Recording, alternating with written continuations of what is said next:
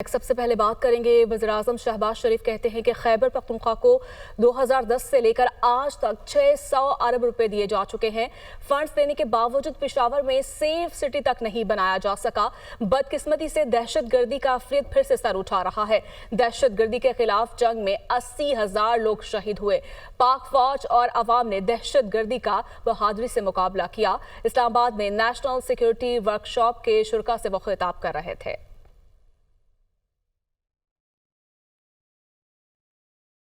Apex committee में फैसला हुआ, मुल्क दुश्मनों का खात्मा जरूरी है। अज़्म इस्तेहकाम से बलूचिस्तान की तरक्की और खुशहाली जुड़ी हुई है। एहतजाज की आड़ में हजारों लोगों ने इस्लामाबाद पर लश्कर कशी की। शरपसंद मुख्तलिफ हथियारों के साथ इस्लामाबाद पर हमलावर हुए। वफाकी काबीना की अक्सरियत ने खैबर पख्तूनख्वा में गवर्नर राज के नफाज की हिमायत कर दी है। हुकूमती इजरा के मुताबिक स्टेक होल्डर्स को एतमाद में लेकर फैसला किया जाएगा। पीपल्स पार्टी, ANP और जमहूरी वतन पार्टी से मुशावरत की जाएगी।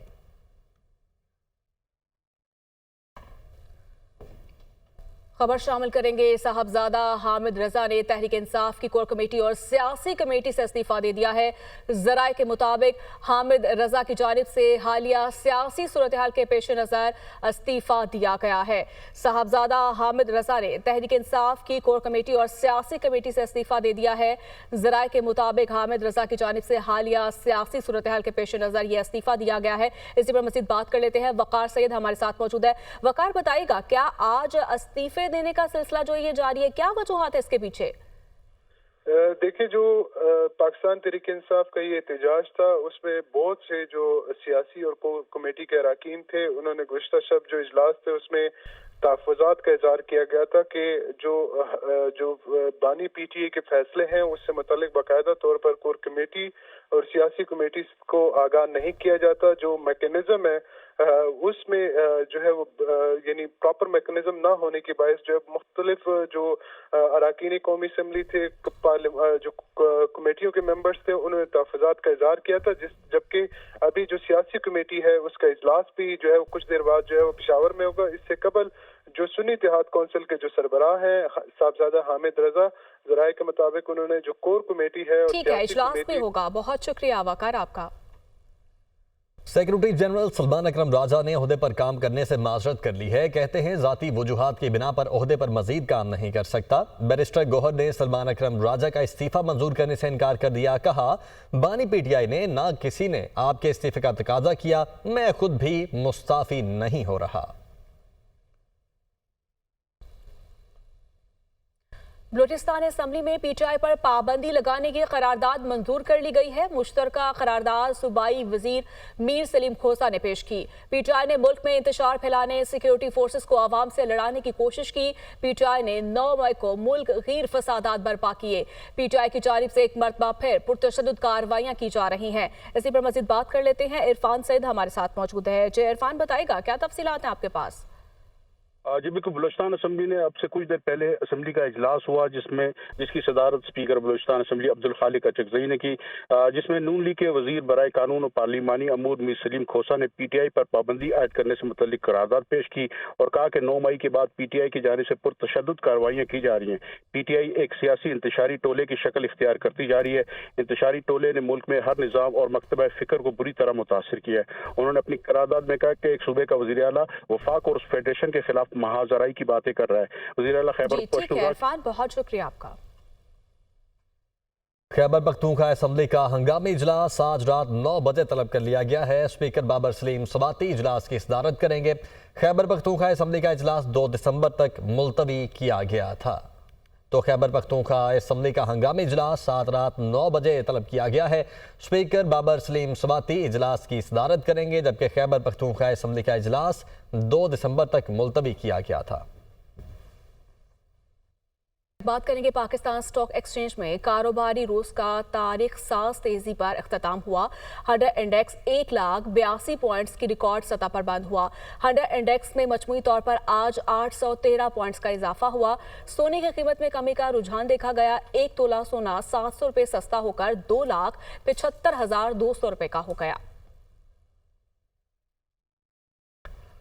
वज़ीर इत्तलात पंजाब अज़मा बुखारी कहती हैं कि तहरीक इंसाफ का मुकम्मल बैन होना चाहिए। ये जमात किसी सूरत पाकिस्तान के लिए बेहतर नहीं है। सियासत के नाम पर दहशतगर्दी करने की इजाज़त किसी सूरत नहीं दी जा सकती। तहरीक इंसाफ के इन इक़दामात की वजह से मुल्क को बहुत नुकसान पहुँचा।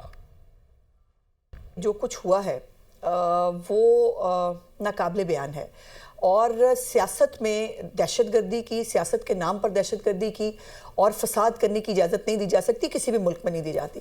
और इसके लिए मैं समझती हूँ कि this is the high time, जैसे कल प्राइम मिनिस्टर ने भी कहा है कि अब हमें फ़ैसला करना होगा। देखिए आज अल्हम्दुलिल्लाह स्टॉक एक्सचेंज जो है वो 1 लाख को जो है वो क्रॉस कर गई है।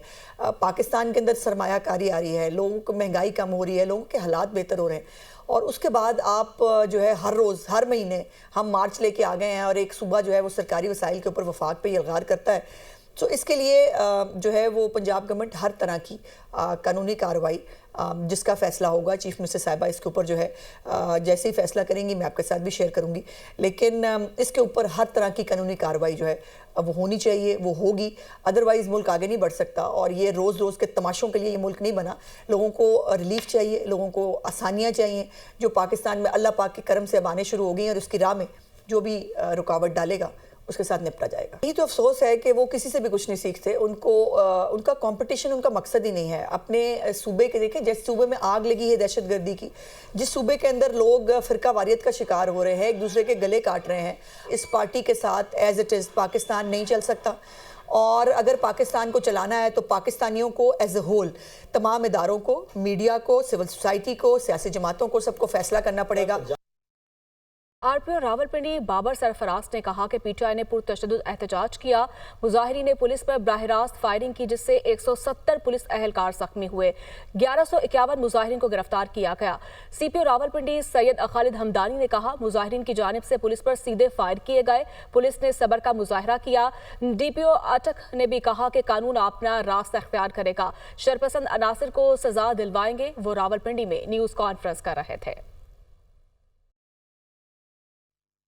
स्टार्ट तो एक पुरअमन कॉल के वाले हुई थी, मगर वो पुरतशद्दुद बनकर सामने आई। उनकी जानिब से डायरेक्ट फायरिंग की गई, तशद्दुद किया गया पुलिस में और 24 नवंबर को रावलपिंडी रीजन के 170 पुलिस अफसरान व मुलाजमीन ज़ख्मी हुए। उसके साथ साथ 11 पुलिस की गाड़ियों को भी डैमेज किया, तोड़ फोड़ की। इस तमाम जो 24 नवंबर का प्रोटेस्ट था उसके सिलसिले में पुलिस ने पूरे रीजन में 32 केसेस रजिस्टर किए हैं और इसमें अब तक पुलिस जो है वो 1151 मुल्ज़मान को गिरफ्तार करने में कामयाब हुई है। इन मुल्ज़मान का जब डेटा चेक करवाया गया तो ये बात सामने आई कि इसमें 64 अफगान्स हैं। जब रावलपिंडी के हदूद में काफ़िला दाखिल हुआ, उन्होंने हकला में ना सिर्फ स्ट्रीट फायरिंग की, वहाँ पे इंतहाई पुरतशद्दुद मुजाहिरीन जो हैं उन्होंने पथराव किया और उसके बाद गाड़ियाँ दौड़ाकर जो पुलिस की डिप्लॉयमेंट थी उन पर गाड़ियों को रन ओवर करने की कोशिश की गई और इसके बावजूद पुलिस ने इंतहाई रेस्टोरेंट का मुजाहरा किया। कानून जो है वो अपना रास्ता इख्तियार करेगा और हम इन तमाम लोगों को, शरपसंद अनासर को जिन्होंने इतना नुकसान पहुँचाया है, उनको अब इंशाल्लाह they will brought to the book. कहा गया कि पुलिस जो है वो रेत की दीवार साबित हुई। जी, पुलिस रेत की दीवार साबित हुई इंसानी जानों को बचाने के लिए।